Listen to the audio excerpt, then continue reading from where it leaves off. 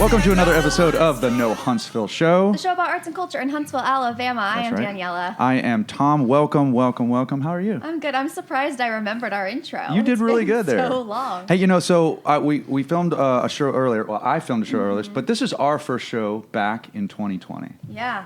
And I'm We've excited. just been flying solo, but we're the a little dynamic duo. I know, exactly. We're trying to cover too many things going on here in the new year. Oh, it's been wild. But it's a new year. Tons of things are happening. That's right. And it's a great time to be covering things happening in Alabama. Lots going on. Yeah. Speaking of which, Let's do it. we are joined by Corey of the Alabama Take, another awesome publication covering all sorts of things. Welcome. Thank you. Well, it's Welcome good to be the here. show. I almost said welcome. Well, you're used to hosting as well. I know. There you go. You kind of fall right back into your normal hosting Yeah. sort of background. But so I came across the Alabama Take a while ago. I think I was telling you a little bit earlier. Sometimes I get into these kind of stints in my life where I really get into politics, and I was doing that, and I think I saw a provocative headline. I can't remember what it was, but it was really good. The headlines are really good. Well, that's what they are. I almost right? clicked on like 3 headlines about topics I don't actually care about because the headline was so good. There you go. Well, it was a real provocative one in politics, and of course, when you have the background title of the Alabama Take, you start going, "Well, all right, what is this about?"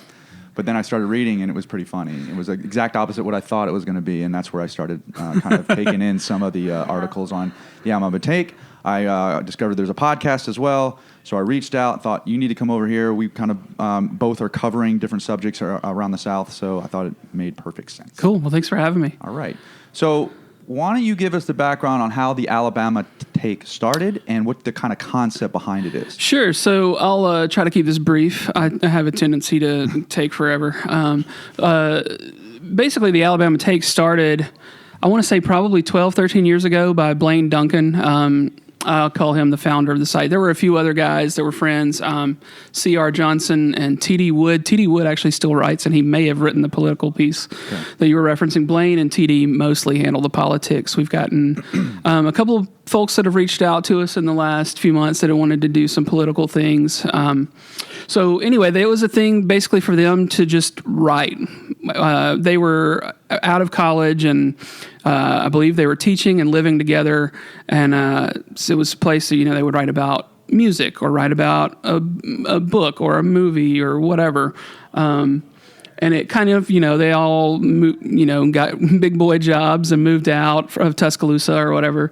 And a year and a half or so ago, maybe 2 years, Blaine decided he wanted to start the Alabama Take back up. So he started just writing about TV shows or movies or whatever. And I had put something out on Facebook about starting a podcast and blah, blah, blah. And so he sent me a message and he was like, "Hey, do you have a name yet?" And I was like, "No, I've got a couple of ideas, but they're already taken." One of which is Reckon, a great podcast and site in Alabama. Shout out John Hammondtree. But he said, "Why don't you call it the Alabama Take and we'll throw it on the site?" Because he's like, "I'd really like to have a podcast associated with it." So that's what we did. So thanks to Blaine for kind of giving me the name to use for the podcast. And then I use it as a place to talk to, it's mostly been folks that I know from playing music or being involved with music for the last 15, 20 years or so. Most of the folks from the Shoals, but I met a bunch of cool people in Nashville. And then since I've moved to Huntsville, I've met some really cool people. That's how I got to know Matt Wake. And Matt and I correspond every week or two about music. And if he's got a question about something Shoals related, he'll give me a holler. Nice. I met Stone Anderson, which I'd kind of met Stone before because I've known Rob Aldridge for a while. Right. But I interviewed Cassio, Matt Mitchell, handful of other folks. Alan Little will actually be on the show that comes out tomorrow. That's great. Alan's great. Yeah. So you were in the Shoals for a little bit, but just recently, last couple of years, you moved to the Huntsville area. Yeah, I've lived in the Shoals my whole life, and I got a job in Huntsville a little over 3 years ago. Commuted for 6 months, and then we moved over here. So I've gotten to meet some really cool people doing the show. Yeah. So I was just gonna mention the last podcast I listened to of yours. You were talking to the. I don't know what part of the what member of the band what does he play in the band? Was it the Fiddleworms? The Fiddleworms, yeah. Yeah. Very big. Yeah, I couldn't remember the name. I was trying to think of the name of the band. Russell Mefford is one of the founders of the Fiddleworms, Right. and he plays guitar and is Right. the vocalist. Okay. Co-writes pretty much all the songs. Well, you're they do. interviewing him, and it sounded like you guys had been growing up forever together, and you knew the same people. You're talking about kids sneaking into some of the shows together and stuff. And I thought, Yeah. man, it was a really good interview because it felt like you weren't interviewing somebody. You know, it was like you're interviewing a best friend. Sure. And talking about music you guys have been talking about forever. So it was just a really good interview. It got me sucked in because it just felt like you had known so much. You know all the players. You knew everybody kind of surrounding the scene. It was really cool. Well, thank you. I've known Russell for probably 15 or 20 years now. He's one of my close friends. He's one of those guys when, if he's got an idea, he gives me a shout, and anytime he calls, I'm willing to do whatever it is Russell wants to do. Just salt of the One of earth, those guys, one of the best dudes you'll ever meet. Yeah. Right. Good buddy. Yeah, it was just interesting to hear you dropping all these names, and you're talking about like Patterson Hood and Jason Isbell, and going to these shows or going to house parties, and those are just the dudes you're hanging out with. And Yeah, like, what? I don't really know Patterson, but the band I was talking about, I played with for a while. We opened for Jason a few times. Yeah. And then, Jason, there was a bar in Sheffield that we played a lot, and I had a cover band that would also play there some. It was called Old Town Tavern, and it was kind of like the musicians bar. And Jason lived like a block away with his current bass player, Jimbo Hart, in the 400 unit. They had an apartment about a block away, and Jason was there like basically every night of the week when he wasn't on the road. So, we just hung out with those guys all the time. So I keep saying he's going to be on the podcast one of these days. Oh, so that would be yeah, great, right? Yeah. When he swings through town and plays at BBC or something. Yeah, sells it for out. sure. Pretty neat. I'm unfamiliar with the Alabama Take. Tom reached out to me a few weeks ago, sort of enthusing about everything he had found on the site. But you guys have it says television, movies, music, books, sports, culture, games, the podcast, and politics like we covered. So that's a lot. And is it Blaine and the other guy writing most of that, or is it a lot of different writers? Yeah, Blaine doesn't write as much anymore, Okay. but T.D. Wood writes quite a bit. Blaine had a student for a while named Zachary Stewart that was contributing.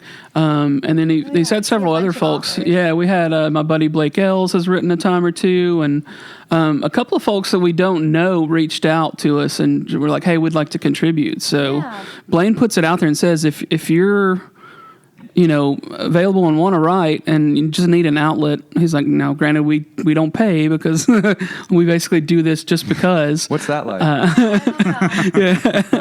You guys have a couple of sponsors. But, we've got a young guy that's in college now that's written a couple of political pieces. And, he just likes to have all kinds of folks represented.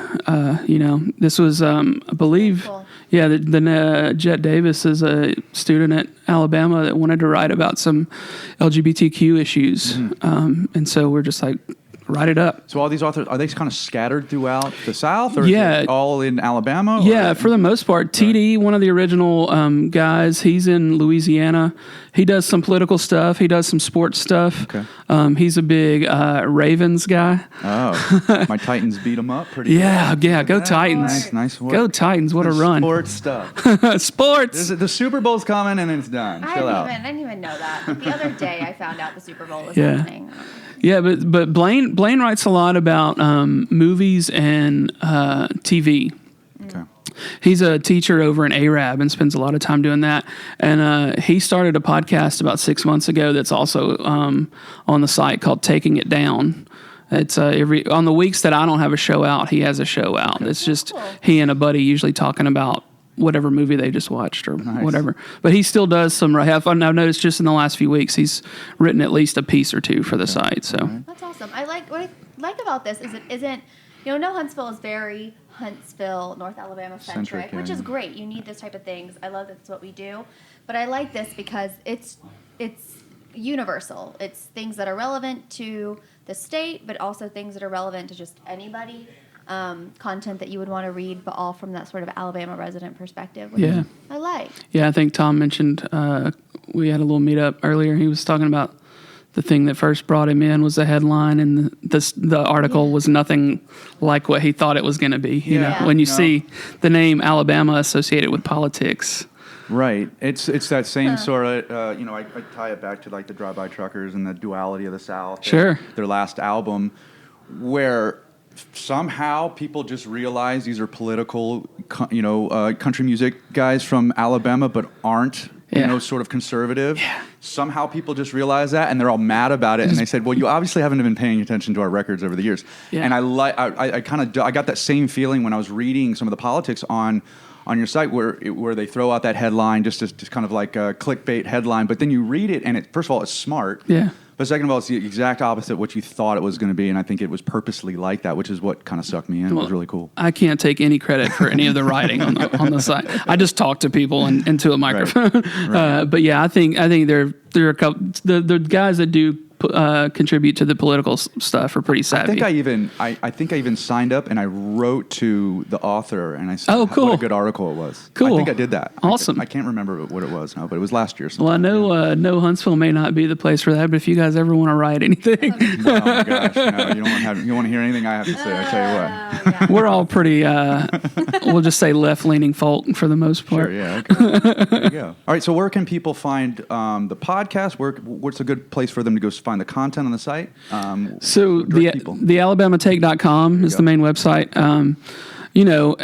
We only have a few hundred people that follow us on Facebook. Facebook is not really where I guess most people are getting their stuff these days. Right. We get more action on Instagram. Yeah. We're just at the Alabama Take there and on Twitter. We don't do a ton of interaction on Twitter. Mm-hmm. We basically tweet out when the articles or when the podcast goes up. Right. And then the podcast, both of the podcasts, the Alabama Take podcast and the Taking It Down podcast, are available wherever you find podcasts. Apple Podcasts, Stitcher, Spotify, et cetera, et cetera. I love it. Good. Wonderful. Yeah, I think it's important to find other outlets to get information from, even if it's going to be just for entertainment purposes. Mm-hmm. It's cool finding people that are doing that locally. So I dig it, and we should be supporting each other to help get more of this content out and get more local people kind of excited about it and contributing to it. So it's really cool. Yeah, for sure. Like I said, I started following you guys when you were set up in the Straight to L building. Yeah. And we were talking earlier about how you put out the thing on Facebook. It's like, we need video editors. And I almost clicked on it it may have been even before I was doing the podcast. Oh, really? I don't remember, but I was like, hey, I'd like to be involved. And I was like, I'm stretched.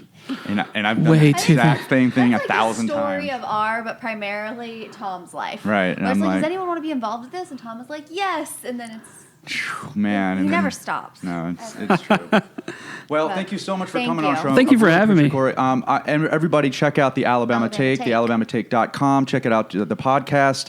Awesome. And just start kind of reading and consuming some of this local talent here. So we really appreciate you coming on the show, man. Yeah, thanks for having me, guys. All right.